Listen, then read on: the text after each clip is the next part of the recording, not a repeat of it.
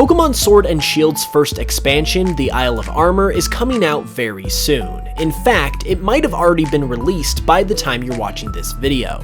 To celebrate the release, I thought that today I would go ahead and cover some cool Easter eggs and references from the main Sword and Shield games, specifically ones that connect to other Pokémon generations.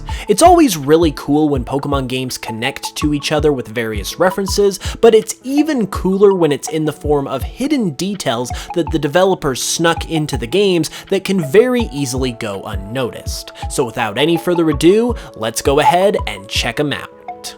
First, why don't we start off with a subtle but very nice one. In the Galar region, there are locations known as battle cafes that are, as the name suggests, cafes where you can participate in Pokemon battles, specifically with the Cafe Master. You can battle these guys once per day, and if you win, they'll give you a prize. Additionally though, upon winning, the Cafe Masters will liken your battle with them to various drinks, and the drinks that they mention are actually the ones that are offered for sale at the Pokemon Center cafes in the Alola region from Pokemon Sun and Moon. Moving along, our next stop is in the town of Spikemuth. Spikemuth is essentially a straight shot to the gym arena with only one explorable road running throughout it. It's depicted as a closed-off, rundown town, but if you pay close attention as you're making your way to the gym battle with peers, you might actually notice an interesting detail. In the background, you'll be able to see various posters hanging on the walls of the buildings, and one of them has the sprite of a female swimmer from Pokemon Gold and Silver on it. This one is very easily missed, but nevertheless, it's very nice to see some of those original graphics from one of the oldest Pokemon games find their way into the latest release. Next, we've got a direct reference to Pokemon Red and Blue. Once you arrive in the city of Wyndon for the Pokemon League tournament, you'll come across a little boy in the town square staring at a Galarian Mr. Mime. If you talk to him, he'll tell you that the Mr. Mime's name is Marcel, which is a reference to one of Pokemon Red and Blue's in-game trades, where you can trade for a Mr. Mime that is also named Marcel. One that is a little simpler has to do with Kabu. It's mentioned a couple times in Sword and Shield that Kabu is originally from the Hoenn region. Interestingly though, he's also an older character and is a user of fire types, which is noteworthy because Flannery, the fire type gym leader that resides in Hoenn, is stated to have a grandfather that was once a member of Hoenn's Elite Four. So, could Kabu somehow be Flannery's grandfather that after becoming an Elite Four member in Hoenn, decided to seek out new challenges in the Galar region and eventually became a gym leader there? Between the age and the type specialty, it does seem to line up just a little too well to be coincidental, but this is currently all we have in the form of evidence. So we'll just have to wait and see if this situation ever develops further, and if we ever will end up learning more about this possible relationship. Now we've got a series of extremely interesting ones because these are actually hints to Pokemon Sword and Shield that were put into Ultra Sun and Moon, a full 2 years before we would even get the Galar games and over a year before they were even revealed. The first one was discovered by Satyr Noir on Twitter and is, believe it or not, a sneak peek at Gigantamax Toxtricity. In Ultra Sun and Moon at Game Freak's headquarters in Heihei City, there is a poster that can be seen on the wall of their office. The angle isn't the best for viewing the poster, and the poster is pretty pixely, so it would have been almost impossible to know at the time, but looking at the poster with the knowledge we have now, especially with a more straightforward view that Satyr Noir provides on his Twitter post, it's easy to see that this is undeniably Gigantamax Toxtricity, showing that Game Freak was hinting at Gen 8 right out in the open, and nobody even noticed.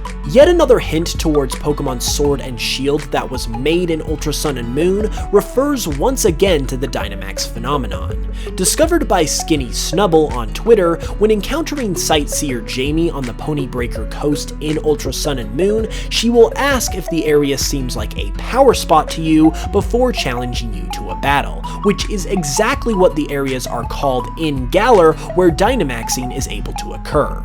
Furthermore, upon defeating her, she laments that her Pokemon didn't get infused with power during the battle, once again alluding to Dynamax. The fact that she's also a sightseer cements this bit of foreshadowing because it implies that she is visiting Alola on vacation and therefore is likely from Galar itself thanks to her knowledge of power spots. One more instance in the Alola games that is yet another possible hint to Sword and Shield occurs with an offhand comment about Rotom.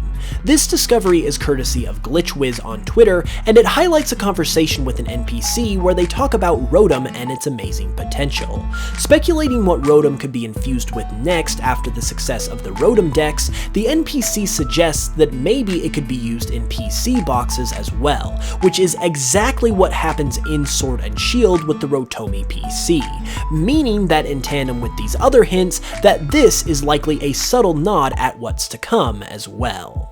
Transitioning away from hints to Gen 8 though, one extremely obvious reference in Sword and Shield itself is Gigantamax Pikachu. The form that it takes in its Gigantamax state is very clearly its original plump design that it had in the days of Gen 1 before it progressively became skinnier and more defined in the modern day. While seeing chonky Pikachu return is an awesome callback to the earlier days of Pokemon, the reason why Pikachu became skinnier in the first place was actually recently revealed by Ken Sugimori himself. According to Sugimori, Pikachu was actually made skinnier for the purpose of the anime. After it was observed that Pikachu would be making a variety of movements and would be getting involved in a lot of shenanigans in the show, Pikachu's design was altered to give it more defined features, which would then make it easier to animate. From there, Pikachu's new, slimmer look was simply moved over to the games as well to make it look the same across all mediums. So overall, it's cool to know officially why Pikachu became skinnier, and it's awesome to see that fat Pikachu hasn't been forgotten either, thanks to its appearance in Sword and Shield. Next up is what seems to be a reference to Giovanni in Sword and Shield. In Sir Chester at the famous bathhouse, you'll find a number of NPCs hanging around, and if you talk to one of them, he'll ask you if a carving he is looking at is actually an engraving of a Persian.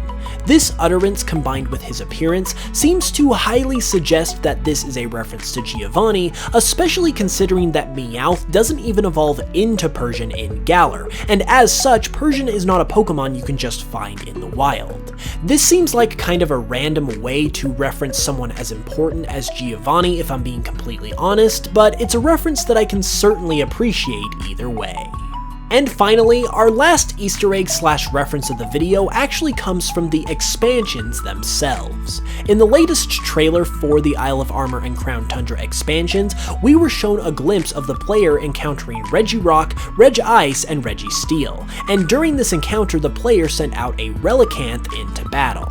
While we don't know all the details yet of what this Relicanth could entail, it is at the very least a reference to Pokemon Ruby and Sapphire, where you must have a Relicanth in your party as part of a lengthy process in order to access the Regis. Additionally, we also see the player interacting with some dots on the floor of what seems to be one of the Regis' temples and/or caves, which is the same way that the Regis were accessed in Pokemon Platinum version.